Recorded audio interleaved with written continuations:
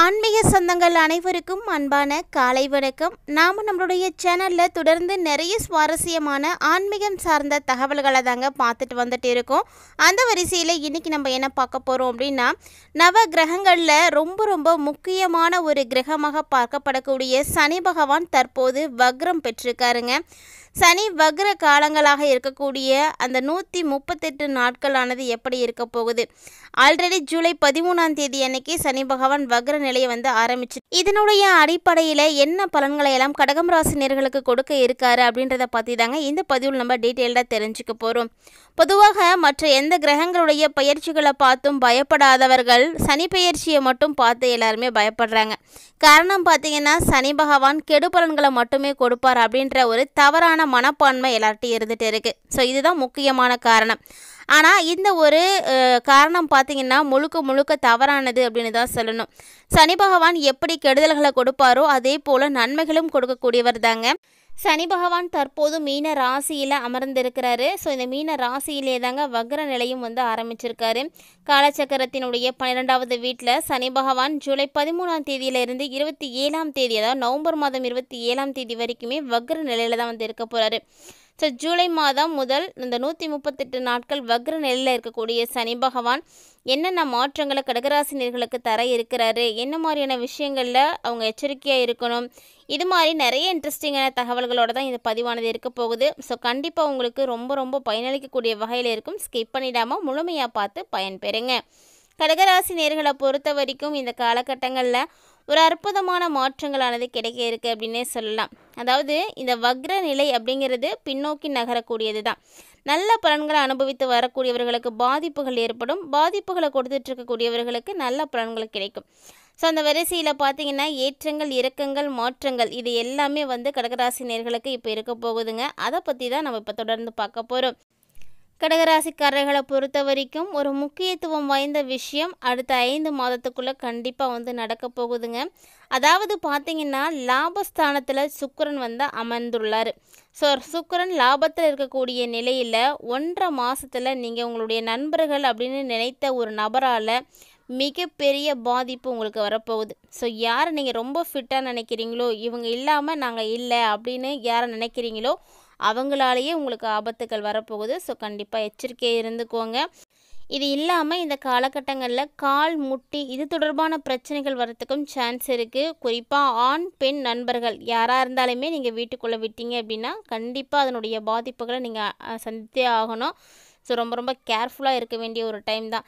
ஏன்னா நிறைய விஷயங்களில் நீங்கள் இப்போ ஏமாற்றம் அடைய போகிறீங்க. அது மாதிரியான சூழ்நிலைகள் தான் உருவாக போகுது.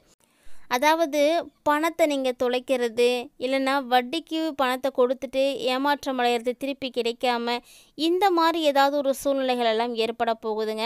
வாழ்க்கை முழுக்க நீங்கள் சம்பாதித்த பணத்தை இப்போது இழக்கிறதுக்கான வாய்ப்பு அதிகமாகவே இருக்குது. அதனால் கடகராசினியர்கள் எப்படி இருக்கணும்னா ரொம்ப கவனமாக இருக்கணும். பணம் சார்ந்த விஷயத்திலலாம் கவனமாக இருங்க. நீங்கள் அசால்ட்டாக நீங்கள் எதுவுமே நடக்காது அப்படின்னு சொல்லிட்டு எடுத்துகிட்டு போகக்கூடிய பணம் உங்களை அறியாமலே மிஸ் ஆகிடும். ஸோ திருடு போகலாம், இல்லைன்னா வாங்கினவங்க ஏமாற்றிடலாம். இது மாதிரி நிறைய விஷயங்கள் நடக்குது. அதனால் கண்டிப்பாக நீங்கள் கவனமாக தான் இருக்கணும்.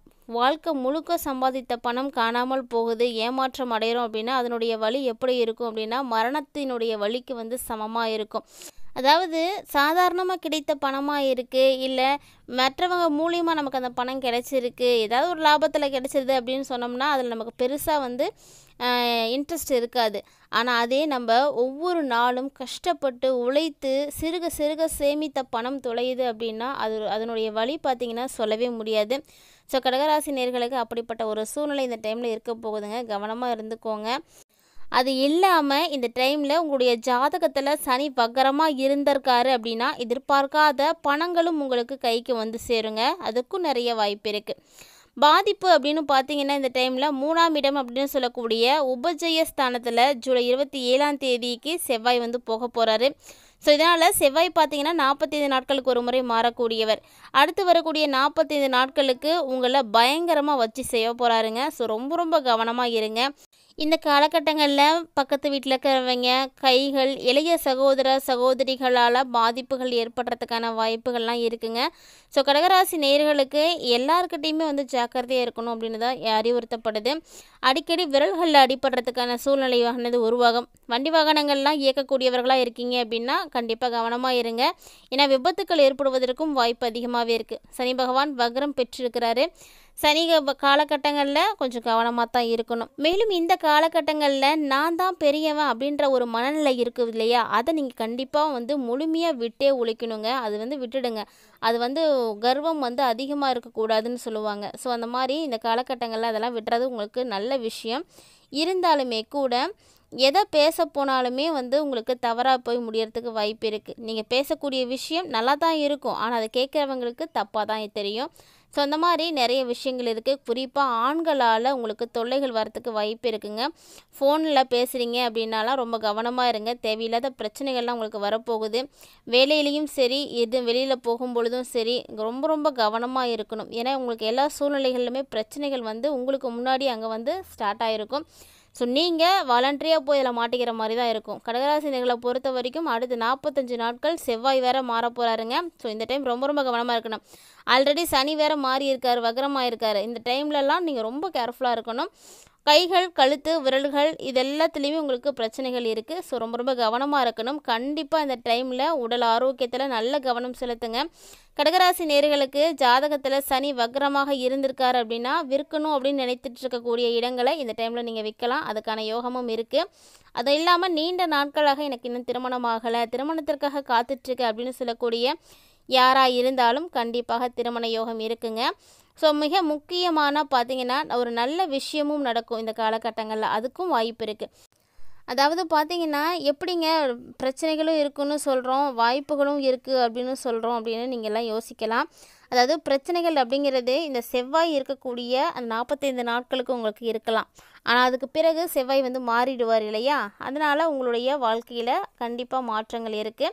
இந்த கிரக நிலைகள் ஒவ்வொன்றுமே வந்து மாறும் பொழுது கண்டிப்பாக மாற்றத்தை உங்களுக்கு ஏற்படுத்தி கொடுக்கும். ஸோ அதனால தான் எந்த ஒரு கிரகத்தையும் வைத்து எந்த பிரச்சனைகளுக்கான முடிவுகளையும் நம்ம வந்து தீர்மானிக்கக்கூடாது அப்படின்னு சொல்லுவாங்க. அதனால தான் எந்த ஒரு கிரகத்தை வைத்து மட்டும் நம்மளுடைய வாழ்க்கையில் நடக்கக்கூடிய விஷயங்களை தீர்மானிக்கக்கூடாது. ஸோ இந்த காலகட்டங்கள் கடகராசி நேயர்களுக்கு ரொம்ப ரொம்ப கவனமாக இருக்கணும் அப்படின்னு தான் அறிவுறுத்தப்படுது. ஐடி துறையில் வேலை செய்யக்கூடியவங்க, அரசு துறையில் இருக்கிறவங்க, மத்திய அரசு துறையில் வேலை செய்கிறவங்க, கல்வித்துறையில் இருக்கக்கூடியவங்க, இப்படி யாராக இருந்தாலும் வண்டி வாகனங்களில் நீங்கள் போகிறீங்க அப்படின்னா கண்டிப்பாக கவனமாக இருக்கணும். ஸோ உங்கள் வண்டிகளுக்குரிய ஆவணங்களை வந்து கண்டிப்பாக கையில் வச்சுடுங்க. ஏன்னா இந்த காலகட்டங்களில் போலீஸு, கோர்ட்டு கேஸு, விஜிலன்சி துறை இவங்க எல்லாருமே வந்து உங்களுக்கு வந்து எதிராக தான் வந்து செயல்படுவாங்க. ஸோ ஏதாவது ஒரு வகையில் நீங்கள் மாட்டிக்கிறதுக்கான வாய்ப்புலாம் நிறையவே இருக்குது. அதனால் நீங்கள் கரெக்டாக இருக்கிற மாதிரி பார்த்துக்கோங்க. எந்த விதமான தவறுகளும் உங்களுடைய மேலே இல்லாத மாதிரி இருக்கிறது தான் இந்த டைமில் நல்லதுங்க கூட. குறிப்பாக கடகராசியில் பிறந்திருக்கக்கூடிய நபர்கள் இன்னும் வரக்கூடிய 4-5 மாதங்களுக்கு நீங்கள் ரொம்ப ரொம்ப கவனமாக இருக்கிறது நல்லது தாங்க. ஏன்னா இந்த 4-5 மாத காலங்கள் அப்படிங்கிறது உங்களுக்கு ஆபத்தானதாக தான் இருக்குது. பெரிய அளவில் பிரச்சனைகள் ஏற்பட்டு பெரிய அளவில் பாதிப்புகளை பார்க்க வேண்டி இருக்கும். குறிப்பாக அசிங்கம், அவமானம், உங்களுடைய பேர் கெட்டு போகிறது, இந்த மாதிரியான விஷயங்கள் கூட நடக்கும். ஸோ எதுவாக இருந்தாலும் நீங்கள் எச்சரிக்கையாக இருக்கிறது ஒரு நல்லது தாங்க. மேலும் இந்த காலகட்டங்களில் உங்களுக்கு உருவாகக்கூடிய கோபத்தை நீங்கள் கண்டிப்பாக கட்டுப்படுத்தியே ஆகணும். ஏன்னா இந்த கோபத்தால் தான் இப்போ நிறைய பிரச்சனைகளானது எழப்போகுது. ஸோ கொஞ்சம் வந்து நிதானமாக இருங்க, விட்டு கொடுத்து போங்க. இதில் படித்தவங்க படிக்காதவங்க அப்படின்லாம் பாரபட்சமே கிடையாது. சனி பகவான் ஒருவரை கெடுக்கணும் அப்படின்னு நினச்சிட்டாரு அப்படின்னா யாருக்கிட்டேயும் எந்த விதமான ஒரு பாரபட்சத்தையும் காட்டவே மாட்டார். எல்லாருக்கும் ஒரே தீர்ப்பு தான். ஸோ அப்படி தான் கடகராசி நேயர்களுக்கும் இப்போ வந்து நடக்க இருக்குது. ஸோ அடுத்து வரக்கூடிய 4-5 மாதங்கள் அப்படின்றது ரொம்ப கவனமாக இருக்க வேண்டிய காலகட்டம். மேலும் இந்த காலகட்டங்களானது உங்களுக்கு சிறப்பாக இருக்க உக்ர நரசிம்மரை நீங்கள் தொடர்ந்து வழிபாடுகள் செய்துட்டு வர்றது ரொம்ப நல்லதுங்க. நரசிம்மருடைய ஸ்லோகங்கள் உங்களுக்கு தெரியும்னா அதையும் நீங்கள் வந்து பாராயணம் செய்யலாம். ஸோ எப்போல்லாம் உங்களுக்கு நேரம் கிடைக்குதோ அப்போல்லாம் நரசிம்மர் கோவிலுக்கு போங்க. நரசிம்மருடைய ஸ்லோகம் தெரிஞ்சால் சொல்லுங்கள், தெரியலைன்னா பார்த்தாவது படிங்க, இல்லைன்னா ஃபோனில் போட்டாவது கேளுங்க. ஸோ இது மாதிரி சின்ன சின்ன விஷயங்களில் நீங்கள் மாற்றங்களை கொண்டு வாங்க. ஆன்மீகத்தில் ஒரு சில ஈடுபாடுகளை செலுத்திக்கோங்க. அப்போ தான் உங்களுடைய பிரச்சனைகளானது உங்களுக்கு குறைய ஆரம்பிக்கும். மேலும் உங்கள் மனசுக்கும் நிம்மதி கிடைக்கும். இந்த காலகட்டங்களில் முன்னாடி சொன்ன மாதிரியே தாங்க அரசு துறையில் இருக்கக்கூடிய யாராக இருந்தாலும் ரொம்பவே கவனமாக இருங்க. ஆபத்துக்கள் உங்களை நெருங்கிட்டே இருக்குது.